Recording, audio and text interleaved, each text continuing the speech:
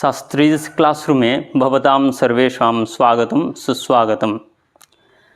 আজকে আমাদের যে ক্লাস সংস্কৃত বর্ণমালা, এই সংস্কৃত বর্ণমালা বিশেষ করে সংস্কৃত বর্ণমালা আমরা কোথায় পড়ব, সংস্কৃত বর্ণমালা আমরা কোন ক্লাসের জন্য পড়ব, সেটা হচ্ছে UP TET, J TET, class 11, 12, এমনকি অল এক্সাম, সমস্ত সংস্কৃত কম্পিটিটিভ এক্সাম যেগুলো আছে সেগুলো সমস্ত এক্সামের জন্যেই কিন্তু এই সংস্কৃত বর্ণমালার খুবই গুরুত্বপূর্ণ ভূমিকা আছে। কীরকম না, বর্ণমালা যদি না জানা যায় তাহলে কিন্তু কোনো রকমই হবে না কোনো কাজ।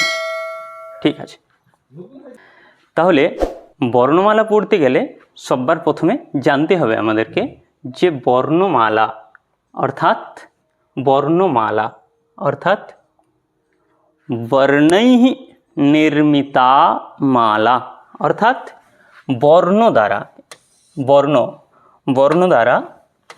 দ্বারা নির্মিত মালা বর্ণমালা। তাহলে এটা বর্ণমালা নামকরণ কেন করা হয়েছে? এর কারণ হচ্ছে মালা যেরকম একটা একটা করে ফুল দিয়ে তৈরি করা হয়, এই যদি একটা ফুলকে আমরা এখানে নিয়ে যেতে চাই তাহলে নিয়ে যাওয়া যাবে না, কেননা এটা সুতো দ্বারা গাঁথা আছে। সেই রকম সূত্র দ্বারা এখানে সুতো দ্বারা, এখানে সূত্র দ্বারা এই যে বর্ণমালার এক একটা বর্ণ, এগুলো কিন্তু সূত্র দ্বারা গাঁথা আছে, যেগুলোকে আমরা এদিক ওদিক নিয়ে যেতে পারবো না। যেরকমভাবে সাজানো আছে ওরকমভাবেই রাখতে হবে। ঠিক আছে, এর কারণ পরবর্তীতে আমরা জানব। ঠিক আছে, এখন বর্ণমালাতে কতগুলো বর্ণ আছে সেটা আমাদেরকে প্রথমেই জানতে হবে যে কতগুলো বর্ণ আছে। এখানে বর্ণমালাতে একটা শ্লোক আছে, পাণিনীয় শিক্ষাতে একটা শ্লোক আছে,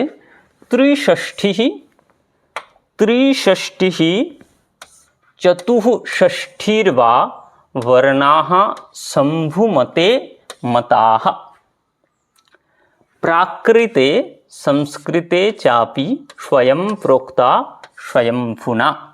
স্বয়ম্ভুনা ইত্যুক্তে শিবে শম্ভু ঈশ পশুপতি শিব শূলি মহেশ্বর ঈশ্বর সর্ব ঈশান। পশুপতি অর্থাৎ আমাদের মহাদেব। তো স্বয়ম্ভু দ্বারা প্রোক্ত, ঠিক আছে, অর্থাৎ শম্ভু মতে কত বর্ণ না ত্রিষষ্ঠী চতুষষ্ঠীর বা ত্রিষষ্ঠী অর্থাৎ 63 অথবা চতুষষ্ঠী।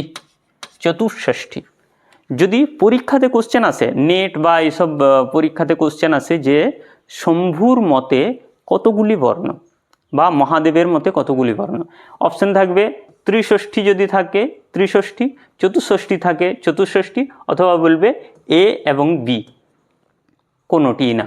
তাহলে সেক্ষেত্রে কি বলবো আমরা যে ত্রিষষ্ঠী অথবা চতুষষ্ঠী। তাহলে এই ত্রিষষ্ঠী বা চতুষষ্ঠী অর্থাৎ 63 অথবা 64 এই বর্ণগুলি কি, এগুলো যদিও একটু ডিটেলসে বলছি, এতটা বিষয়ে ইউপি টেট বা আমাদের জে টেট এগুলোতে অতটা আসে না, কিন্তু তা সত্ত্বেও একটু জেনে রাখা দরকার। তো এই ত্রিষষ্ঠী চতুষষ্ঠী বর্ণ কি কি, এগুলো আমাদেরকে জানতে হবে। না, ত্রিষষ্ঠী চতুষষ্ঠী এটা হচ্ছে স্বরাঃ বিংশতিরেকঃ, অর্থাৎ 21 स्वराः स्वरवर्ण 21, स्पर्शाणां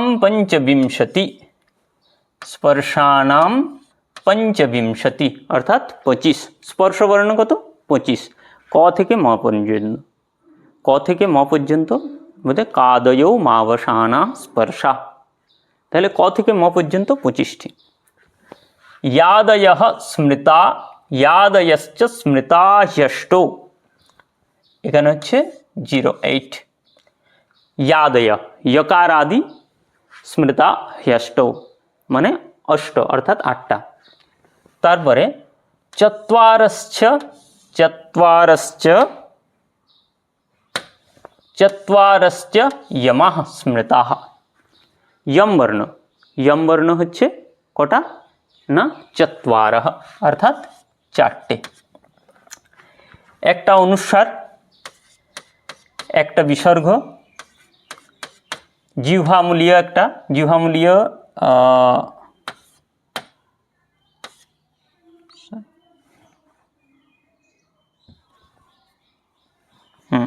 জিহ্বামূলীয় উপধমানীয় দুষ্পৃষ্ঠ আর এখানে হচ্ছে প্লুতরিকার। আচ্ছা জিহ্বামূলীয় একটা উপধমানীয় একটা আর দুষ্পৃষ্ঠ একটা প্লুতরিকার। প্লুতরিকার এটাকে যদি আমরা প্লুতরিকারটাকে যদি আমরা ধরি তাহলে হবে কি না 64। ঠিক আছে,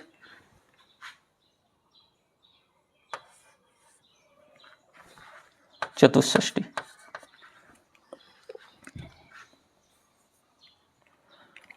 তাহলে টোটাল হচ্ছে এখানে 64।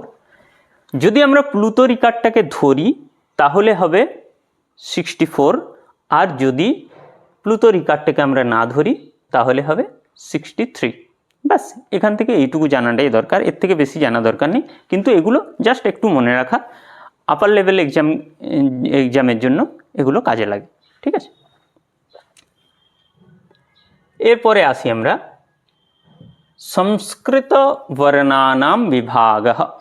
संस्कृत वर्णानां विभागः संस्कृत वर्णानां विभाग अर्थात संस्कृत वर्णগুলির ভেদ। ঠিক আছে, এগুলো জাস্ট এখন একটুখানি জাস্ট মনে রাখতে হবে। তো সংস্কৃত वर्णानां विभागः वर्णाः বর্ণ কতগুলি? বর্ণগুলিকে সবার প্রথমে স্বরবর্ণ এবং ব্যঞ্জনবর্ণ দুভাগে ভাগ করা হয়েছে। তাহলে স্বরবর্ণের মধ্যে আবার দুটো ভাগ, কি কি না হ্রস্বস্বর আর দীর্ঘস্বর। হ্রস্বস্বর কে কোনগুলি? অ হ্রস্বই, এটা তো আমরা বলি হ্রস্বই, হ্রস্বউ, রি, রি, এগুলো হচ্ছে হ্রস্বস্বর। দীর্ঘস্বর কোনগুলি না দীর্ঘস্বর হচ্ছে আ, ই, দীর্ঘই, দীর্ঘউ, রি, এ, এটা রি ডবল রি হবে এটা। ঠিক আছে, এ, ওই, ও, ও, এগুলো। তাহলে কটা হচ্ছে টোটাল? হ্রস্বস্বর হচ্ছে 5টা আর দীর্ঘস্বর হচ্ছে 8টা, টোটাল 13টা। তাহলে স্বরবর্ণ টোটাল 13টা। ব্যঞ্জনবর্ণের মধ্যে আবার দেখো, ব্যঞ্জনবর্ণের মধ্যে স্পর্শ ব্যঞ্জনবর্ণ। স্পর্শ আগেই বললাম যে কাদয়ো মাবসানা স্পর্শাহ। তাহলে ক থেকে ম পর্যন্ত এগুলো হচ্ছে টোটাল 25টি। দেখো ক, খ, গ, ঘ, ম এরকম 5 5 25, টোটাল 25টা বর্ণ। অন্তস্থ ব্যঞ্জন কোনগুলো? য়, র, ল, ব 4টে। আর উষ্ম ব্যঞ্জন বর্ণ কোনটা? স, স, স, হ, এখানে হচ্ছে 4টে। তাহলে 25, 4, 4, 33। টোটাল হলো এদিকে স্বরবর্ণ হলো 13 আর ব্যঞ্জনবর্ণ হচ্ছে 33। ঠিক আছে,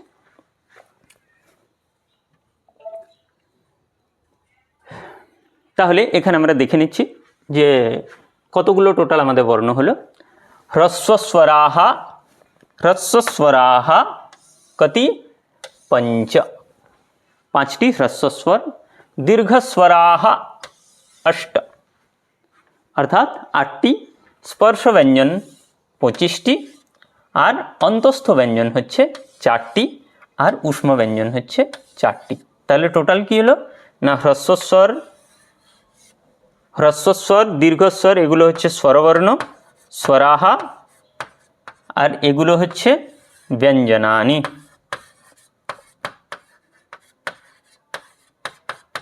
ব্যঞ্জনানি অর্থাৎ ব্যঞ্জনবর্ণ। তাহলে টোটাল হচ্ছে 46 অথবা কি বলবো না ষট্চত্বারিংশৎ। ঠিক আছে, এগুলো হচ্ছে টোটাল বর্ণ। এখন জাস্ট এগুলো জাস্ট একটুখানি দেখে নাও যে স্বরবর্ণ হচ্ছে 13টা এবং ব্যঞ্জন 33টা। তাহলে কি আমাদের বর্ণমালা বিষয়ে এটুকু পড়লেই হবে? হ্যাঁ, বর্ণমালা এটুকু পড়লেই হবে। এরপরে বর্ণমালার মানে মূল বিষয়বস্তু যেটা, সেটা হচ্ছে মাহেশ্বর সূত্র, অয়ুন রেলিক এবং এইচ যেটা আছে, মাহেশ্বর সূত্র পড়তে হবে। তো মাহেশ্বর সূত্র আমরা পরের দিনে ক্লাসে পড়াবো। আজকে হনুমান জয়ন্তী, আজকের দিনে যারা এখনো পর্যন্ত স্টার্ট করনি তারা প্রত্যেকেই বলছি, আজ হনুমান জয়ন্তী, আজ একটা বিশেষ দিন। তো আজকে প্রত্যেকেই যে টেট হোক বা ইউপি টেট হোক, যেটাই হোক না কেন, সেটা প্রত্যেকেই পড়াশোনা স্টার্ট করে দাও। সংস্কৃতে 30-এ 30 পাওয়া একদম ইজি, সহজ, খুব সহজ। সংস্কৃতে খুব একটা কঠিন প্রশ্ন আসে না। সংস্কৃতের জন্য কোথাও যদি কোনো ব্যাচ নিয়েছো, ঠিক আছে। যদি ব্যাচ নিয়ে না থাকো তাহলে আমার এখানের থেকেই পড়াশোনা করো। আমি রেগুলার ক্লাস দেব, তো এখান থেকে পড়াশোনা করো। সংস্কৃতে 30-এ 30 পাও কোনো খুব একটা কঠিন ব্যাপার না, ঠিক আছে। যদি ভালো মনে হয় তাহলে আমার চ্যানেলটাকে সাবস্ক্রাইব করে রেখো, ঠিক আছে। তাহলে আজকের জন্য এতটুকু পর্যন্ত। আগামীতে আমরা মাহেশ্বর সূত্র পড়ব আগামী ক্লাসে। अस्तु, धन्यवादः, पुनर्मिलामः।